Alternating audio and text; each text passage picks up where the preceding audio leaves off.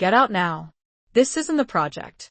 You can't just waltz in here with your welfare baby, expecting a handout. Madison Pierce's imposing figure blocked the ornate entrance, her designer heels clicking sharply on the polished marble floor. Look at you. You probably can't even afford our appetizers. Did you just wander in, perhaps mistaking this for a food bank? Simone Harper carefully shifted baby Zoe, her posture radiating a quiet strength. Her voice, remarkably steady, cut through Madison's disdain. I have a reservation under Dr. Harper for 7:30. Dr. Harper? Madison scoffed, a cold, mocking laugh escaping her lips. Right. And I'm the Queen of England. You people always lie. Always attempting to scam your way into places where you clearly don't belong. I can show you my confirmation, Simone offered, reaching for her phone. Madison's hand shot out with predatory speed, slapping Simone hard across the face. The sharp crack reverberated through the hushed elegance of the restaurant. Simone's head snapped sideways from the impact, and Zoe, startled, let out a piercing scream. Don't you dare reach for anything, Madison snarled, her eyes blazing with undisguised hatred. Touch my podium again, and I'll have you arrested. Your kind always ends up in handcuffs, anyway. Wealthy diners, their conversations abruptly silenced, stared. Some discreetly pulled out their phones, yet no one moved. Have you ever witnessed such blatant injustice unfolding and simply done nothing? 8 hours earlier, morning sunlight streamed warmly through the windows of Simone's elegant townhouse. The inviting aroma of freshly brewed coffee permeated the kitchen. Baby Zoe gurgled contentedly in her high chair, her tiny fists playfully grasping at the air. Simone methodically packed the diaper bag. Wipes, diapers, a change of clothes, a bottle, a pacifier. Her hands moved with the precise, practiced efficiency she employed in the operating room. I've got this, Martinez, Jennings replied, his eyes never leaving Simone. You want to question my judgment? You want to write the report explaining why you let a suspect maintain control of a potential hostage? Hostage? Simone's voice cracked, raw with disbelief. She's my daughter. I have her birth certificate in my bag, her medical records, pictures on my phone. Let me see that bag, Jennings demanded, reaching for it. Simone instinctively turned her body, shielding Zoe. You need probable cause to search me. What crime do you think I committed? Trespassing on private property. Assault. Resisting police orders. That's 3 crimes, Jennings stated, his face flushing red. Now give me the bag or we're taking you in and Child Protective Services takes the baby. The crowd gasped. Someone shouted, this is wrong. Jennings spun toward them. Everyone back up. This is police business. Anyone who interferes will be arrested. The young lawyer from inside the restaurant stepped forward, her voice clear and authoritative. Officer, I'm an attorney. You cannot search her without probable cause. You cannot separate her from her child without evidence of abuse or neglect. What you're doing is illegal, ma'am. I'm going to ask you one time to step back, Jennings warned, his hand moving to his handcuffs. Don't make me ask twice. The lawyer stood her ground. I'm not interfering. I'm observing. That's my legal right. And I'm recording every word for the civil rights lawsuit this woman is going to file. Jennings's jaw clenched in frustration, but he turned back to Simone. The bag now, or your daughter goes to CPS tonight. You'll be lucky to see her again by Christmas. Simone's hands trembled violently. Zoe was crying hard now, acutely sensing her mother's escalating fear. Every primal instinct screamed at Simone to run, to protect her baby, to escape this man who held a gun and a badge and a palpable hatred in his eyes. But running would only make it worse. Every time you stayed silent, you chose your comfort over someone else's humanity. Derek's face crumpled. I know. God, I know. Is there anything I can do? Any way to make this right? You can leave. Jonathan gestured to security. We'll be in touch about the investigation. Don't contact any staff members. Don't try to influence the process. Derek nodded, walking toward his car like a man heading to execution, his shoulders slumped. His career lay in ruins. Inside the restaurant, diners whispered, some looking ashamed. They'd watched it all happen, too. They'd done nothing.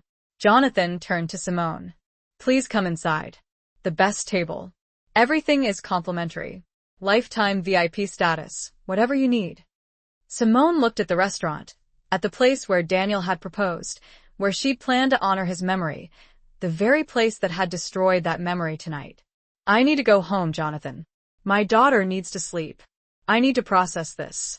Of course, of course. Jonathan pulled out his phone. I'm calling my personal driver. He'll take you home. Simone. His voice broke slightly. This was unacceptable, unforgivable. I will make sure it never happens again. Not here. Not at any of our locations. I'll hold you to that, Simone adjusted Zoe, who had finally fallen asleep against her shoulder. Real change, not just PR statements. Real change. You have my word. Martinez approached carefully. Dr. Harper, I need to file an incident report, an accurate one. Would you be willing to give a statement? Yes. Simone looked at Jennings, who stood off to the side, pale and silent. Will it include Officer Jennings's conduct? It will include everything. Martinez's voice was firm. The illegal search, the threats, all of it. Jennings finally spoke, his voice small. Dr. Harper, I didn't know. You didn't ask, Simone met his eyes. You saw a black woman with a baby, and you assumed I was a criminal. You threatened to take my child. On the wall behind her, framed photographs spoke volumes of her life's journey, a medical school graduation portrait, a beaming surgical team in scrubs, an award for the youngest chief of pediatric surgery at Metropolitan General Hospital. And one more, a wedding photo. Simone, radiant in white. Daniel, impeccably dressed in a sharp suit. Both laughing, both vibrant with life. That was before the car accident. Before she became a widow at 33. Before she had to learn to navigate motherhood and life alone with Zoe. Her phone buzzed. It was the hospital administrator. Dr. Harper, just confirming Monday's board meeting. The budget proposal looks excellent. Thank you, Margaret. I'll be there. Simone hung up, then glanced at the reservation confirmation glowing on her screen. Asterisk label Edo. 7:30. Table for 2. 1 adult, 1 infant. Asterisk Daniel had proposed to her there 5 years ago, at table 12, overlooking the enchanting garden. Every anniversary since they had returned ordered the same wine, shared the same dessert. Tonight would mark her first visit alone with Zoe, a poignant tribute to his memory. She had no way of knowing it would descend into a harrowing nightmare. Label Edo occupied a prime location in the city's wealthiest downtown district, boasting valet parking, a doorman in a crisp tailcoat, and crystal windows that shimmered like precious jewels after dusk. Inside, pristine white tablecloths adorned 40 tables, each place setting reportedly costing more than some people's monthly rent. The menu, notably, had no prices. The unspoken rule was if you had to ask, you couldn't afford it. The restaurant was part of the Elysian Dining Collective, a formidable corporation overseeing 127 high-end establishments nationwide. Its CEO, Jonathan Wright, rarely made an appearance, but his name commanded universal recognition and instilled a pervasive fear of disappointing him. Running always made it worse. Fine. Her voice was barely a whisper. Fine, just please don't take my baby. With her free hand, she relinquished the diaper bag. Jennings snatched it, unzipped it roughly, and summarily dumped its contents onto the cold sidewalk. Diapers tumbled out, followed by wipes, a baby bottle, tiny clothes, pacifiers. Simone's wallet, her phone, her keys, and her hospital ID badge clattered across the concrete. Jennings picked up the ID badge, studying it with an expression of contempt. Metropolitan General Hospital. Dr. Simone Harper, Chief of Pediatric Surgery. He read it aloud, his voice dripping with mockery. Right. You steal this from someone? That's my ID. I am Dr. Harper. Sure you are. Jennings tossed the badge back onto the scattered pile. And I'm the Surgeon General. You know how many fake IDs I see every week? He kicked through the pile of baby supplies. Where are the drugs?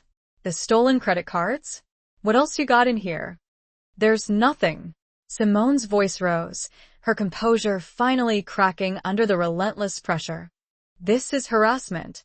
This is racial profiling. Oh, here we go, Jennings sneered, standing up and stepping close. Playing the race card. You people always do. Can't take responsibility for your own actions, so you blame racism. Martinez shifted uncomfortably. Jennings, maybe we should just... Martinez, I swear to God, if you second-guess me one more time. Jennings whirled on him, his voice low and dangerous. You write the report, then you explain to the sergeant why you let a trespassing suspect walk. Martinez fell silent, his face grim. The elderly couple pushed forward again. Officer, we have video of everything that happened inside. The hostess assaulted her. We can show you right now. Jennings ignored them, pulling out his own phone. He took a picture of Simone's scattered belongings on the sidewalk, then another of Simone holding Zoe. Those aren't mistakes, officer. Those are choices. I was responding to a call. Following protocol. Threatening to take a baby is not protocol. Martinez cut him off. You crossed the line, multiple lines, and I'm documenting every single one. The elderly couple approached Simone. We're sending our videos to you, to the police, to the news. Everyone needs to see this. Thank you. Simone's voice was thick with emotion. Thank you for not looking away. We couldn't. The woman's eyes glistened. We have grandchildren. We kept thinking, what if someone treated them this way? What if no one spoke up? More witnesses came forward, offering videos, contact information, statements. The valet Carlos approached shyly. Dr. Harper, I'm so sorry. I should have come inside. I should have said something sooner. You spoke up when it mattered. Simone touched his arm gently. Thank you. A black town car pulled up, Jonathan's driver. Simone gathered her scattered belongings. Witnesses helped, picking up diapers, wipes, her wallet, her phone, treating each item with care, with the respect Madison had denied her. She climbed into the car. Zoe was still sleeping, still innocent, still unaware that her mother had just changed something profoundly important. As the car pulled away, Simone looked back at the restaurant, at the crowd. The phones were still recording. The video was already going viral. Hashtags trending, news alerts pinging. By morning, the whole world would know Madison Pierce's name, would know what she'd done, would know what happened when hate met consequences. Justice served cold and swift. But this was just the beginning. The video hit 5 million views by midnight, 10 million by morning. Every major news outlet picked it up. Every social media platform exploded with reaction. Racist hostess assaults black doctor trended #1 nationally, then globally. By Monday morning, protesters gathered outside Label Ital. Madison Pierce had presided over the hostess podium for 3 years, treating it less like a station and more like a personal throne. Her father owned nearly half the county's real estate, and her mother was a fixture on prestigious charity boards and country club committees. Madison didn't need the job. She craved it for the sheer power, the exclusive access to the city's elite, and the potent opportunity to arbitrarily decide who belonged and who didn't. She had a history of turning away customers, almost exclusively people of color, always with meticulously crafted excuses. We're fully booked. Your reservation was canceled. There must be a mistake in our system.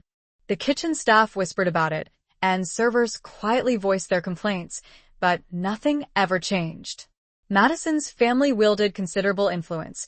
Her father's golf games with the regional manager ensured her position remained secure. And with each unchallenged transgression, she only grew worse. Derek Carter, the floor manager, was 45 years old, with 2 decades of experience in the demanding restaurant industry, having ascended from busboy to his current role. He recognized Madison's behavior as unequivocally wrong, yet he never intervened, never reported it, never stopped her. He had a hefty mortgage, 2 children in college, and the crushing reality that he simply couldn't afford to lose this job. So, he consistently looked away, remained silent, and in doing so, became undeniably complicit. That evening, as the dinner rush began to swell, Madison meticulously checked her reflection in the polished glass surface of her podium. Perfect hair, flawless makeup, a practiced, saccharine smile reserved exclusively for the right people. She scanned the reservation list. Asterisk 7:30, Drive S, Harper, party of 2. Asterisk, she confidently assumed a man, likely a surgeon, probably white, and most certainly wealthy. She had no idea. At 6:45, Simone pulled her car into the valet circle. For the report, he stated, making it sound official, making it sound justified. But Simone saw it for what it truly was: humiliation, a cold documentation of her degradation, evidence for the false narrative he was already meticulously constructing. Pick up your things. Jennings gestured at the mess. Slowly, with one hand. Keep the other one where I can see it. I'm holding my daughter. Simone's control was slipping rapidly. How am I supposed to pick things up with one hand while holding a baby? Figure it out, Jennings retorted, crossing his arms. Or leave it. Your choice. Simone knelt awkwardly, Zoe wailing against her chest. She tried to scoop diapers back into the bag with one hand, but it was impossible. Items fell, rolling away across the concrete. A woman from the crowd rushed forward. Let me help you. Stay back. Jennings barked. Do not touch anything. That's evidence. Evidence of what? The woman's voice shook with anger. Evidence that she's a mother with a baby? More people crowded closer. Carlos, the valet, stepped forward. I saw her arrive. She was calm, respectful. She did nothing wrong. Everyone needs to disperse. Jennings's hand moved to his radio. I'm calling for backup if this crowd doesn't clear out right now. But they didn't move. The phones kept recording. The live stream counterclimbed, from hundreds of viewers to thousands. Someone shouted, "This is 2024. We see you. The whole world sees you." Jennings's face grew darker, angrier. You're all interfering with an active police investigation. I can arrest every single one of you. For what? The young lawyer's voice cut through the tension. For witnessing your illegal search? For documenting your civil rights violations? Go ahead, officer. Arrest us all. Let's see how that plays in court. Jennings looked around at the sea of phones, at the unyielding crowd, at the growing number of witnesses who refused to be silent or intimidated. He was losing control. Signs reading Black Excellence Matters and Racism Has Consequences lined the sidewalk. News vans blocked the street. Reporters shouted questions at anyone entering or leaving. The restaurant stayed closed. Jonathan Wright released a statement. We are conducting a comprehensive investigation into discriminatory practices across all Elysian dining locations. Dr. Simone Harper has been appointed to our corporate advisory board to oversee equity and inclusion reforms. But Simone wanted more than corporate statements. She wanted legal accountability. Her attorney filed charges within 48 hours against Madison Pierce, assault and battery, filing a false police report, violation of civil rights under state law. Against Officer Jennings, illegal search and seizure, abuse of authority under color of law, threatening the welfare of a minor, civil rights violations. Against Derek Carter, complicity in discrimination, failure to intervene, creating a hostile public accommodation. The district attorney reviewed the evidence. 7 videos from different angles, dozens of witness statements, Officer Martinez's official report confirming Jennings's misconduct. All 3 were formally charged within a week. The media coverage intensified. Morning shows interviewed Simone. She sat in her hospital office, Zoe on her lap, and spoke with quiet power. This isn't about me. This happens every day to people who don't have resources, who don't have cameras, who don't have a platform. Her voice was steady, clear. I'm fighting for every Black mother who's been told she doesn't belong. Every person of color who's been dehumanized. This has to stop. The interview went viral, 20 million views in 2 days. Civil rights organizations rallied. The NAACP issued statements.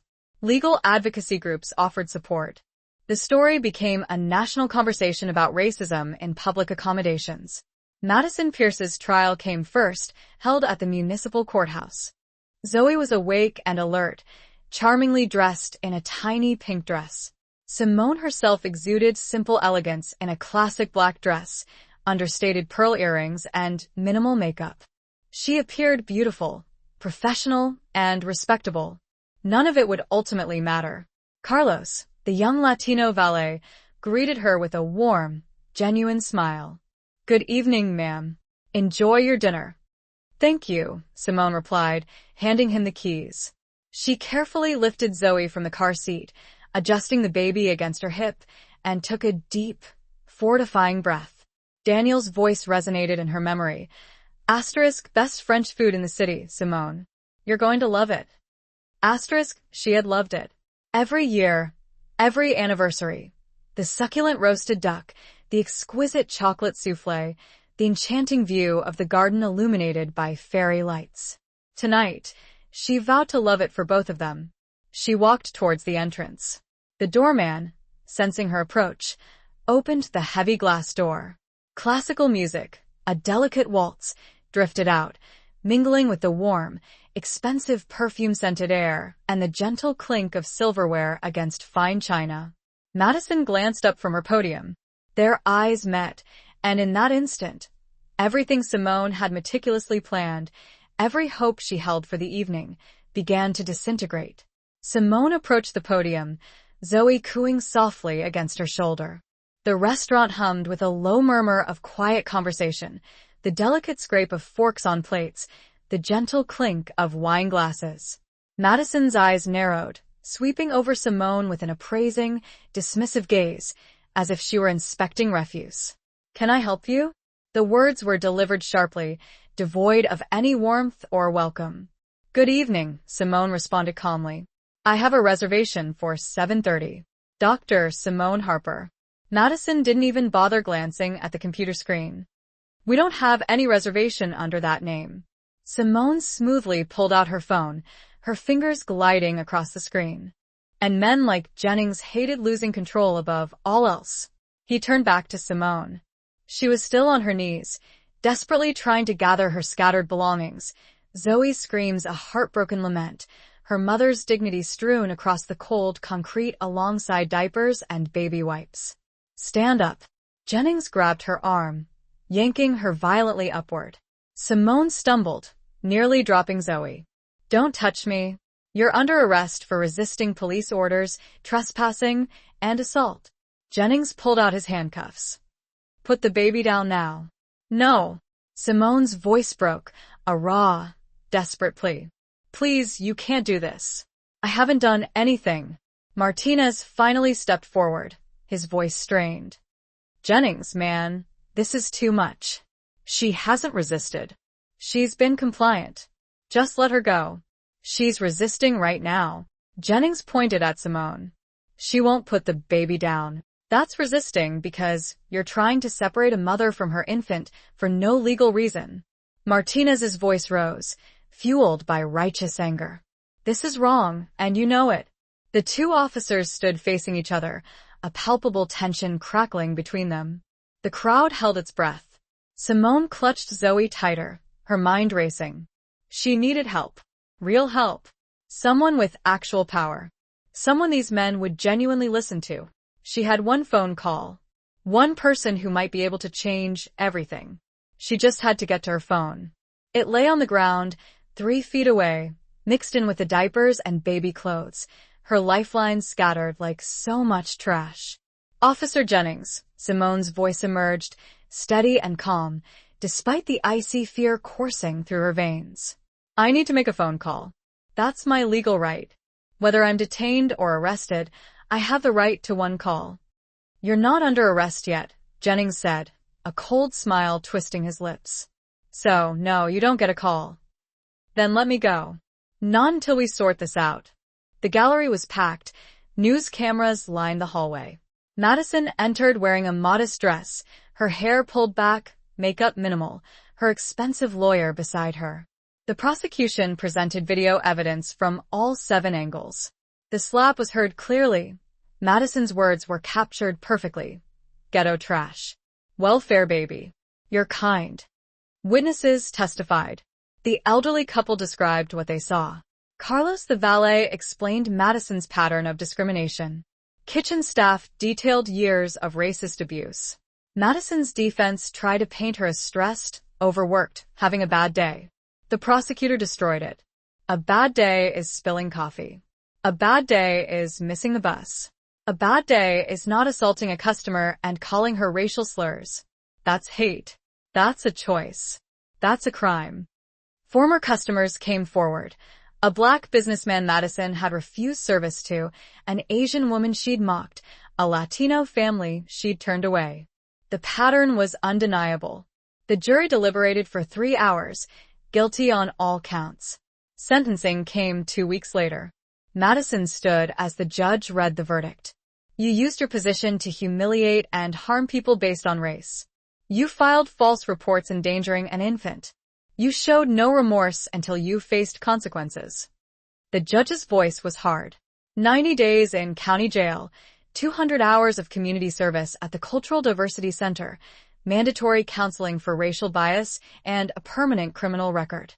Madison collapsed into her chair, her lawyer catching her. She sobbed openly. Her father stood in the back, stone-faced. His connections couldn't save her now. Officer Jennings's trial followed, in the same courthouse, but with a bigger crowd and more media. The prosecution brought devastating evidence. Body camera footage from Martinez showing everything, audio of Jennings threatening to take Zoe, video of the illegal search. Here's my confirmation email. I made the reservation 3 weeks ago. Table for 2. Madison barely spared the screen a glance. That must be a mistake. We're completely booked tonight. Perhaps you'd be more comfortable at the diner down the street? I hear they have high chairs. She offered a smile that was chillingly cold and cruel. This isn't a mistake. I have a confirmed reservation, Simone insisted, keeping her voice perfectly level and professional. Could you please check your system properly? I don't need to check anything. Madison crossed her arms, her posture stiffening. Look around. Do you see anyone here who looks like you? There's a reason for that. Standards. A couple at a nearby table glanced over, the woman whispering something to her companion, who then subtly pulled out his phone. Simone felt a surge of heat in her chest, but she refused to give Madison the satisfaction of a visible reaction.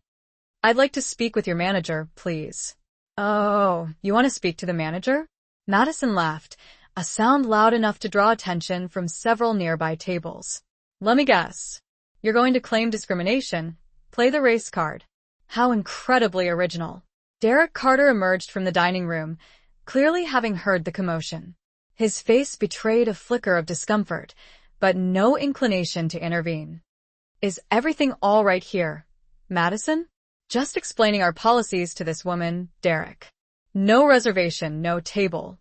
Madison's voice was now syrupy sweet, a performance clearly tailored for her boss. Derek looked at Simone, then at baby Zoe. Something flickered in his eyes, perhaps a pang of guilt, perhaps a fleeting recognition that this was utterly wrong. But he said nothing. Simone turned to him directly. Sir, I have a confirmed reservation. I can show you the email, the confirmation number. My credit card was even charged a deposit. Derek hesitated. Madison, maybe we should just check the... Then I am being detained, which means I have rights. Simone stood straighter, her resolve hardening. I'm going to pick up my phone and make one call. If you try to stop me, every camera here records you violating my constitutional rights. Jennings faltered, a moment of uncertainty clouding his demeanor. The glint of countless phone cameras, the watchful eyes of witnesses, the rhythmic scratch of the young lawyer's pen documenting every detail. Officer Martinez observed him intently, his gaze sharp with unspoken censure. Finally, Jennings bit out the single word, fine, laced with grudging defeat. One call, but make it quick, and put that baby down first. But Simone shook her head firmly. She bent down, retrieving her phone while ensuring Zoe remained cradled securely against her chest. I'm making my call, she declared, her voice steady. You can either wait patiently, or you can arrest me. But understand this. No matter what you choose, the entire world is watching our every move. With fingers that trembled ever so slightly, she unlocked her phone and dialed the singular number she knew held the power to alter everything. The phone rang twice before a man's voice answered, smooth and professional. "Dr. Harper," he began, "I was just about to call you regarding Monday's board meeting." Jonathan Wright listened intently, his attention fully captured. Simone's voice then cut through the line, sharp with urgency and barely contained fury. "I'm outside Label Ital, your restaurant. Your hostess physically assaulted me, refused my confirmed reservation, called the police with utterly false accusations, and as we speak, this officer here is threatening to take my infant daughter into custody." A chilling silence fell over the line, broken only when Jonathan Wright's voice returned, utterly transformed, every trace of his previous composure gone. His tone was now a steel-edged blade. "Madison Pierce, the hostess. And where is Derek?" Then came the history, 17 prior complaints of racial profiling, all swept under the rug, all ignored by his department. Officer Martinez testified as the prosecution's star witness. "Jennings has a pattern. I've seen it for years. He targets people of color, uses excessive force, makes assumptions based on race. I should have reported it sooner. I didn't. That's on me." Expert witnesses explained racial profiling, constitutional rights, and proper police procedure. Jennings's defense claimed he was following protocol, responding appropriately to a trespassing call. The prosecution played the video, Jennings threatening a baby, dumping baby supplies on the ground, mocking Simone's medical credentials. "That's not protocol," the prosecutor said. "That's tyranny. That's a man who believed his badge made him above the law." The jury deliberated 5 hours, guilty on all charges. The judge showed no mercy. "You took an oath to serve and protect. Instead, you weaponized your badge against an innocent woman and child. You threatened to separate a mother from her infant. You conducted an illegal search to humiliate her. You have 17 prior incidents showing this wasn't an isolated mistake. This was who you are." He paused, letting it sink in. 6 months in county jail, immediate termination from the police force, loss of pension, permanent ban from law enforcement. "You will never wear a badge again." Jennings's face went blank. His career, his pension, his identity, all gone. He was led away in handcuffs, the same handcuffs he'd threatened to use on Simone. Derek Carter's case was civil, not criminal, but the consequences were real. The investigation found he'd witnessed Madison's discrimination at least 40 times over 2 years. He'd received complaints from staff, from customers, from corporate HR. He'd done nothing, filed no reports, taken no action. Elysian Dining fired him, permanently banned from their company. "I already checked." Madison cut him off, her voice sharp. "There's nothing. And frankly, Derek, we have standards to maintain. Our clientele expects a certain atmosphere, a certain type of guest." She lingered pointedly on those last 3 words, the meaning and the racism, starkly undeniable. Derek's jaw tightened, but he instinctively stepped back. "I'm sure this is just a misunderstanding." Coward. That's what his silence screamed. Complicit coward. Simone reached towards the reservation book resting on the podium. "Let me just show you." Madison's hand shot up again, slapping Simone's hand away from the book with brutal force. The sharp crack resounded once more through the restaurant. "Don't you dare touch our property." Madison's voice rose, edged with fury. "This is private property. You're trespassing." Simone stumbled back, the sudden impact startling Zoe, who began to cry, her tiny wails filling the otherwise elegant space.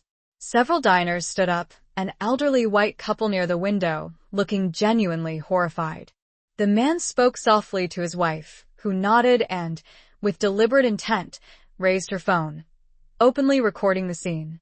Madison stepped closer, her aggression palpable, invading Simone's personal space. "You need to leave right now before this gets worse for you." Simone adjusted Zoe, gently bouncing her, trying to soothe her daughter, even as her own heart hammered against her ribs. "I'm not leaving. I have every right to be here." "Rights?" Madison's laugh was vicious, laced with contempt. You people always talk about rights. "You don't have the right to be here. This is a private establishment. We choose our guests, and we certainly don't choose people who show up in cheap dresses with screaming babies trying to pretend they belong. My dress cost $400, Simone stated, her voice maintaining a deadly calm. My reservation is legitimate, and my daughter is crying because you just assaulted me. Assaulted? Your manager watched this entire incident unfold. He did absolutely nothing. Put the officer on the phone. Now. Simone extended the phone toward Jennings, a quiet triumph in her eyes. The CEO of Elysian Dining Collective wishes to speak with you, she stated simply. Jennings snatched the phone brusquely. This is Officer Jennings, he stated, trying to regain control. We're responding to a trespassing complaint. The situation is completely under control. Jonathan's voice then exploded through the phone's speaker, a thunderous roar loud enough to reverberate across the entire bewildered crowd. Asterisk under control, asterisk, he bellowed. You are detaining Dr. Simone Harper, a respected board member of Metropolitan General Hospital, the brilliant surgeon who saved my grandson's life just last year. Jennings's face drained of all color instantly. Sir, I didn't, he stammered. You didn't ask. Jonathan's voice was now a venomous hiss, his fury palpable even through the phone. You saw a black woman and immediately assumed she was a criminal. You threatened to take her child. Do you even comprehend the gravity of what you've just done? Officer Martinez took a sudden step closer, a flash of recognition crossing his face. Dr. Harper from Metropolitan General, he murmured to Jennings, a dawning horror in his tone. She's the chief of pediatric surgery. Jonathan's voice, now utterly devoid of warmth, cut back in. I can see the videos already, Jennings. They're trending. Millions of views. I watched Madison strike her. I watched your illegal search. Every single second of this is documented. The crowd outside erupted in a flurry of activity, phones held aloft, the live stream counter skyrocketing, instantly validating Jonathan's words. Behind the restaurant's panoramic window, Madison's initial confusion twisted into stark terror. Something she now realized had gone catastrophically wrong. His professional reputation was destroyed. Then came the civil lawsuits. Simone's attorney filed against multiple parties, against Madison Pierce personally, $200,000 for assault, emotional distress, and civil rights violations. Madison would never pay it all, but the judgment would follow her forever. Against the police department, $5 million. The settlement included mandatory reforms, body cameras required to stay on, de-escalation training, a civilian oversight board, and community policing initiatives. Against Elysian Dining Collective, $8 million. The settlement required systemic changes across all 127 locations, mandatory anti-bias training monthly, anonymous reporting systems for discrimination, diverse hiring requirements at management levels, and Dr. Harper on the corporate advisory board with real power to enforce change. The money didn't matter to Simone. She donated most of it to civil rights organizations, to legal defense funds for people who couldn't afford attorneys, to families fighting similar battles. What mattered was the change. Within 3 months, Elysian Dining had fired 8 more managers for discriminatory practices, promoted 15 employees of color to leadership positions, and implemented new training protocols. The police department saw complaints of racial profiling drop 40%. Officer Martinez was promoted to sergeant, made head of bias recognition training. Madison Pierce served her jail time, worked her community service hours, and took her mandated counseling. She got a job after release, minimum wage, retail. Her coworkers recognized her from the viral video. Some refused to work with her. Others treated her with the same contempt she'd shown others. She learned what it felt like to be on the receiving end. Officer Jennings served his sentence, lost everything. His wife divorced him. His kids stopped calling. He applied for security jobs. No one would hire him. The viral video followed him everywhere. Madison's eyes widened with a performative shock. Everyone here saw you try to grab my reservation book. I was simply defending restaurant property. Derek, you saw it, right? Derek looked down at the floor, offering no reply. See? Madison concluded, a triumphant smirk spreading across her face. Now leave before I call the police. Call them, Simone's voice was utterly still. Please call them. Let's get this on record. Madison's smile faltered for a fleeting second. Then, with an air of defiant satisfaction, she pulled out her phone. Fine, have it your way. She dialed, put the phone to her ear, and waited. Yes, I need police at Label Edo Restaurant on Madison Avenue. Her voice abruptly shifted, becoming breathless and tremulous, laced with feigned fear. There's a woman here causing a disturbance. She tried to assault me. She's refusing to leave.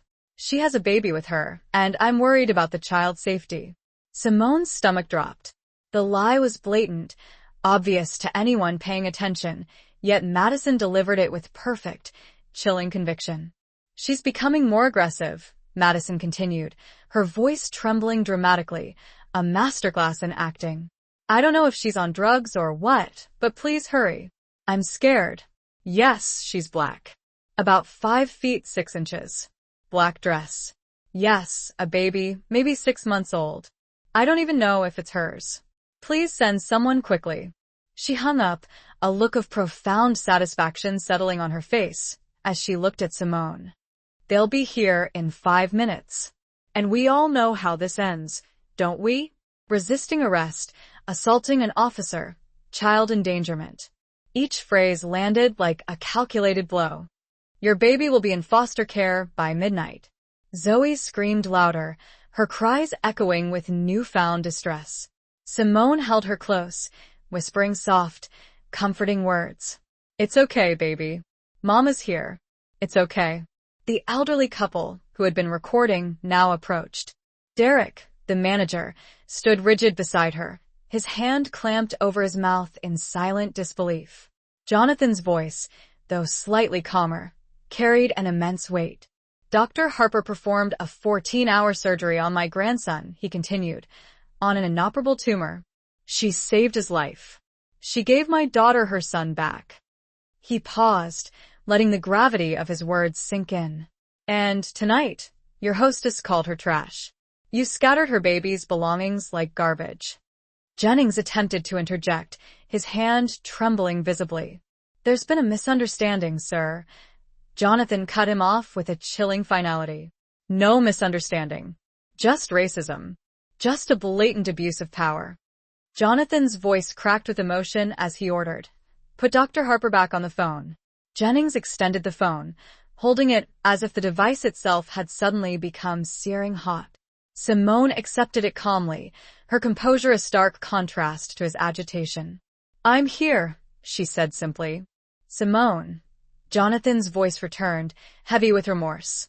I am so deeply sorry. Madison Pierce is fired, effective immediately. Derek is suspended without pay. I'm 8 minutes away. A spontaneous burst of applause erupted from the crowd, a collective cheer of vindication. Just then, Madison burst through the restaurant door, her face a mask of frantic desperation. Wait, Mr. Wright. Please. I didn't know who she was. If I had only known. Simone turned slowly to face her, meeting Madison's frantic gaze directly. That's exactly the problem, Simone stated, her voice quiet but piercing. For words. Devastating in their simple truth. Madison's mouth opened and closed, but no sound escaped, her self-serving defense utterly dismantled. The elderly couple then stepped forward, the woman holding up her phone. We recorded everything, she declared. The slap, every single insult. Carlos the valet, emboldened, added his testimony. I've seen her refuse service to black customers before many times. Derek Carter enrolled in diversity education programs, wrote public apologies, and donated to racial justice organizations. He understood that redemption wasn't forgiveness. It was just doing better, being better, even when no one was watching. The changes rippled outward. Other restaurant chains reviewed their practices. Police departments nationwide examined their training. The conversation about racism in public spaces grew louder, harder to ignore. All because one woman refused to accept hate as normal, refused to walk away, refused to let injustice win. 6 months after that night, the world looked different, not perfect, not fixed, but changed. Real consequences, Real accountability, real progress. Justice finally served. 6 months later, Simone sat in her office at Metropolitan General Hospital. Sunlight poured through the windows. Awards lined the walls, a new one proudly displayed. Civic Leadership Award for advancing racial justice. Zoe, now 1 year old, played with blocks on the floor. Happy, safe, blissfully unaware her mother had just changed the world. Simone faced her phone camera, pressed record. People ask if I regret going to that restaurant, if I wish I'd just walked away. Her voice was calm, powerful. I couldn't walk away. Not for me. Not for Zoe. Not for every black mother told she doesn't belong. She leaned forward. That night wasn't about a reservation. It was about recognition that we're human, that we deserve dignity, that we deserve justice. Behind her, photos told her story. Medical school, surgery, her wedding. Daniel's smile frozen in time. Madison Pierce saw someone beneath her. Officer Jennings thought he could intimidate me. Derek Carter thought silence would protect him. She paused. They learned hate has consequences. Zoe giggled, reaching for her shoe. Simone smiled softly, then looked back at the camera. But here's what you need to understand. I had resources, connections, a platform. The woman spoke first, her voice firm with indignation. Excuse me, but I saw everything. This young woman did nothing wrong. You struck her first. Madison turned sharply to them. Ma'am, I appreciate your concern, but you must be mistaken. Please return to your table. I know what I saw, the woman retorted, her husband nodding in agreement. We both saw it.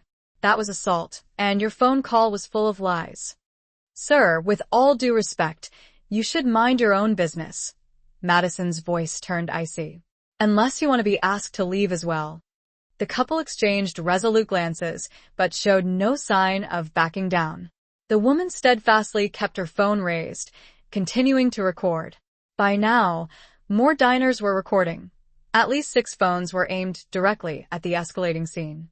Madison noticed, and her usual confidence wavered for a fraction of a second, but she quickly pushed through it. All of you need to put your phones away. Recording in this restaurant is prohibited. It's posted on the door. Nobody lowered their phones. From a corner, a young white woman stood up. I'm a lawyer. What you're doing is illegal discrimination. Multiple witnesses will testify to that. Madison's face flushed a furious red. Derek, get these people under control. Derek raised his hands helplessly. Everyone, please, let's just calm down. Calm down, the elderly woman's voice rose, laced with incredulity. That hostess just assaulted a customer and filed a false police report. You're the manager, and you're doing absolutely nothing. Derek's face went visibly pale. He looked from Simone to Madison, then to the rapidly growing crowd of witnesses, and still, he remained inert. Kitchen staff began to appear in the doorway to the dining room. 2 Latino cooks, a black dishwasher, an Asian prep chef. They watched with knowing eyes.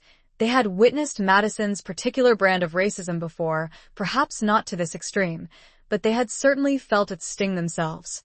A kitchen worker emerged, his voice trembling with years of suppressed anger. She hurled a racial slur at me last month. I reported it, but nothing happened. Another voice chimed in. She told me to go back to China. I was born here. The dam broke. A torrent of stories flooded out.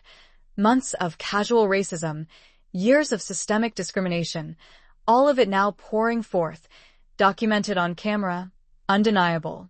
Derek, who had been listening in horrified silence, began to back away. I didn't know it was this extensive, he mumbled. The young lawyer pointed at him, her voice sharp. You knew enough. You are the manager.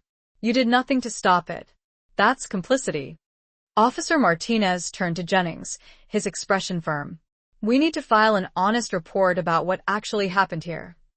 Jennings looked around wildly, his gaze darting between the phones, the witnesses, the crushing weight of his unraveling career. I was following procedure, he protested weakly. Threatening to take her baby is not procedure, Martinez countered, his voice steady. That's abuse of power. A sleek black SUV, bearing expensive executive plates, glided to a stop. Jonathan Wright emerged, a distinguished man in his late 50s with silver hair and a perfectly tailored suit, his face still flushed with righteous anger. He walked directly to Simone, who stood there, still cradling Zoe, still encircled by the scattered remnants of her baby's supplies. "Dr. Harper," he said, his voice laced with profound apology. Simone met his gaze, her expression unyielding. "Words are easy, Jonathan. What happens next?" He then turned, his gaze sweeping over Madison, Derek, the ubiquitous cameras, and the watchful crowd. "The world is watching," he stated, his voice resonating with authority. "What happens next is accountability. Real consequences." He pulled out his phone. "Security is on the way. Madison, you are terminated, effective immediately. Derek, you are suspended pending investigation." I made one call, and everything changed. Her expression hardened. What about mothers who can't? Fathers without cameras? Teenagers facing this daily, without witnesses or power? She let the question settle. This can't be about one viral video. It must be about systemic change. Her voiceover continued over images, Simone walking hospital halls, nurses greeting her, patients smiling. Life continued. Changed. That video got 50 million views. Elysian Dining reformed 127 restaurants. Police complaints dropped 40%. Madison lost her career. Jennings lost everything. Derek lost the job he protected through silence. A young black patient waved. Simone waved back.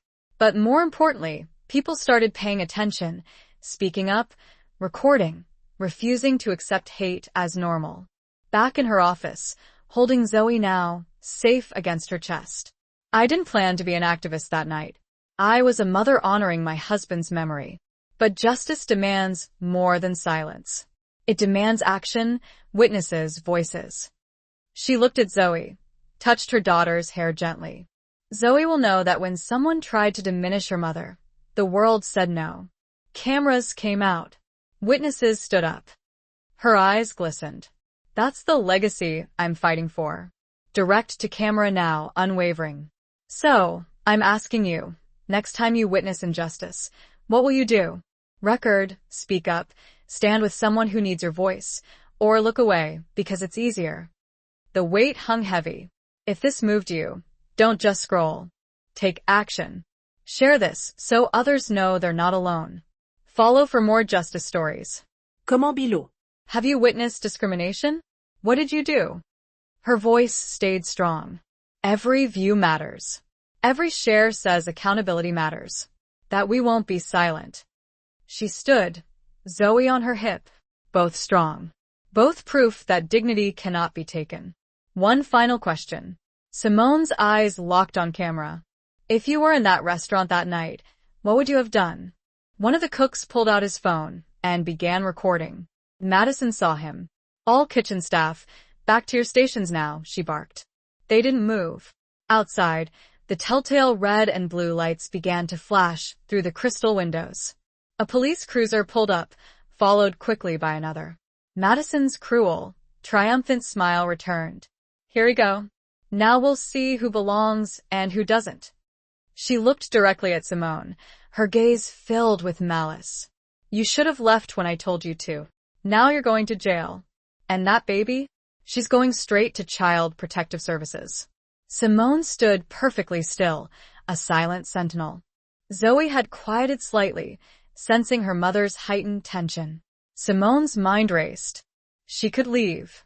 Perhaps she should leave, protect Zoe from whatever horrors were about to unfold. But if she left, Madison won. Madison would do this again, to someone else. Someone without resources. Someone without witnesses. Someone without a voice. No. This ended here tonight. The restaurant door swung open. 2 officers entered, one white, one Latino, their hands resting near their belts, hovering close to their weapons.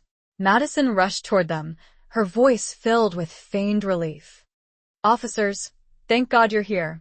That woman," she pointed dramatically at Simone. "She attacked me. She tried to force her way into the restaurant. When I asked her to leave, she became violent. I'm afraid for my safety. The white officer, Officer Jennings, immediately fixed his gaze on Simone. His face hardened instantly, his hand moving purposefully to his gun. Everything was about to get so much worse. Officer Jennings stepped forward, a man in his early 40s with a crew cut and cold blue eyes that had already condemned Simone as guilty. Officer Martinez, younger and visibly uncomfortable, lingered behind, his eyes darting between Simone and the growing crowd of witnesses. Both of you will be escorted from the premises. Madison's voice rose, desperate and pleading. Please. My father knows the regional manager. I've worked here for 3 years. Your connections won't save you. Jonathan's voice was ice cold. You assaulted a customer. You committed racial discrimination. You filed a false police report. You're done. He then addressed the crowd and the recording devices. Elysian Dining Collective condemns racism in all its forms. This behavior does not represent our values. We will conduct a full investigation across all our locations. Changes start tonight. Simone spoke quietly, her voice unwavering. I don't want just words, Jonathan. I want systemic change. He looked at her, his expression resolute. You'll have it. You have my word. And you have my personal guarantee that this never happens again at any of our establishments. 2 security officers arrived, approaching Madison and Derek. Madison made one last attempt, turning to Simone, tears streaming down her face. I'm sorry. I didn't mean it. Please, I was just doing my job. Simone said nothing, simply held her daughter, her dignity intact, her quiet power undeniable. Security escorted Madison toward the exit. She was crying, makeup running, her career utterly destroyed. Derek followed, head bowed, silent, profoundly ashamed. The crowd watched them go, witnessing justice play out in real time. The tables had completely turned.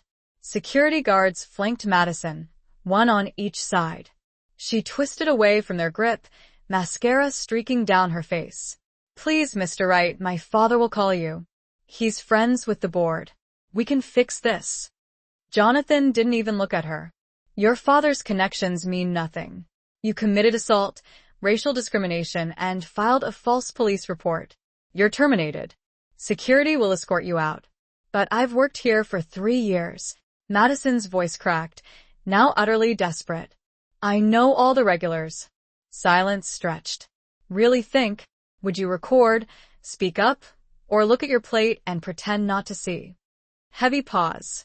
Your answer matters because right now someone stands where I stood, hoping someone will stand with them. Her final words rang clear. Be that someone. Text appeared, based on real accounts of discrimination. Justice is possible when we demand it. Hashtag stand up speak out. Hashtag justice served. Subscribe, share, comment, follow buttons appeared. Anti-discrimination resource, link scrolled. Final image. Simone and Zoe walking from the hospital into sunlight, moving forward. The spirit remained unbroken. The fight continued, the work persisted, yet hope flickered, and justice, hard-won and fiercely protected, ultimately prevailed. At Black Voices Uncut, we refuse to gloss over pain or dilute our message. We present the truth unvarnished, for it demands nothing less. If today's story resonated with you, please click like, engage in the comments, and subscribe to join us for the next Uncut Voice. Ma'am, I need you to step outside now, Jennings ordered, his hand still resting near his weapon, his voice carrying the full weight of assumed authority. Simone carefully adjusted Zoe. Officer, I'm the victim here. This woman assaulted me. I have witnesses. I have a confirmed reservation that she's refusing to honor because I said outside. Jennings cut her off, his tone uncompromising. We can do this the easy way or the hard way. Your choice. Madison stayed safely behind Jennings, using him as a human shield, her eyes glistening with feigned tears. She grabbed me, officer. Right here. She theatrically touched her wrist. I was so scared. And the baby was crying so loud, I think something might be wrong with it. Her name is Zoe, Simone stated, her voice unwavering. And she's crying because your hostess slapped me in front of her. That's a lie. Madison's voice broke, a perfect performance of indignant hurt. I never touched her. She's making this up because I wouldn't give her a table without a reservation. Then she became violent. The elderly couple pushed forward again. Officer, that's not true. We saw the whole thing. The hostess struck her first, then made a false police report. Jennings barely glanced at them. Sir, ma'am, please step back. Let me handle this. But we're witnesses, the woman insisted. Step back, or I'll cite you for interfering with police business. Jennings's voice turned hard, an unequivocal threat. The couple hesitated, then retreated, but the woman defiantly kept her phone raised, recording everything. Jennings turned back to Simone. Outside. Last warning. Simone looked at Martinez. The younger officer's face was etched with conflict, but he remained silent. Resigned, Simone walked toward the door. Zoe whimpered softly against her shoulder, and Simone whispered, It's okay, sweet girl. Mama's got you. Outside, the evening air felt cold, a stark contrast to the restaurant's opulent warmth. I bring in wealthy clients. You can't just, you're trespassing now. Jonathan's voice was flat, final. Leave voluntarily, or I'll have you arrested. Madison turned to the crowd, to the witnesses, her eyes wide with frantic appeal. You don't understand. I was protecting restaurant property. I was doing my job. The elderly woman stepped forward. We all saw you slap her first, she stated calmly. We saw everything.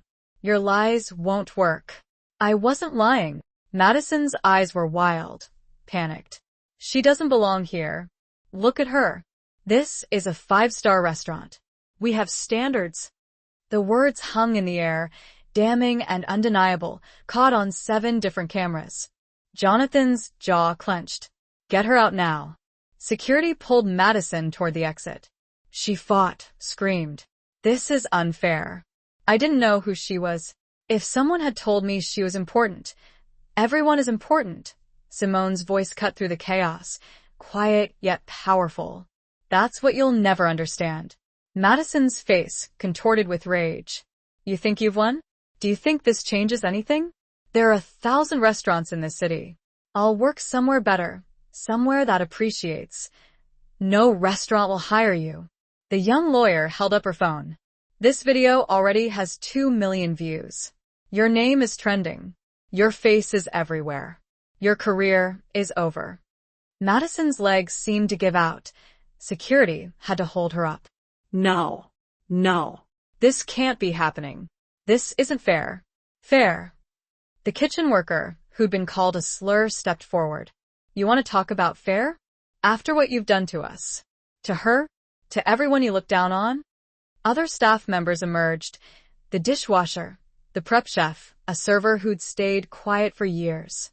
She made me cry in the bathroom every week, the server said, her voice trembling. Called me stupid.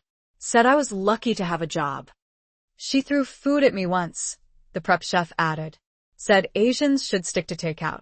The valet area was bathed in the harsh glare of streetlights, expensive cars lining the curb. A small crowd had already gathered, and more phones emerged, some people live streaming the unfolding drama. Jennings followed close behind Simone, too close, deliberately invading her space. Put the baby down. What? Simone spun around, incredulous. Why would I put her down now? I need to talk to you, and I need your hands visible, Jennings asserted. She's 6 months old. I'm not putting my baby on the ground. Simone's voice rose for the first time, a flicker of genuine anger breaking through her composure. That's insane. It's a safety issue, ma'am. Jennings stepped closer, his voice menacing.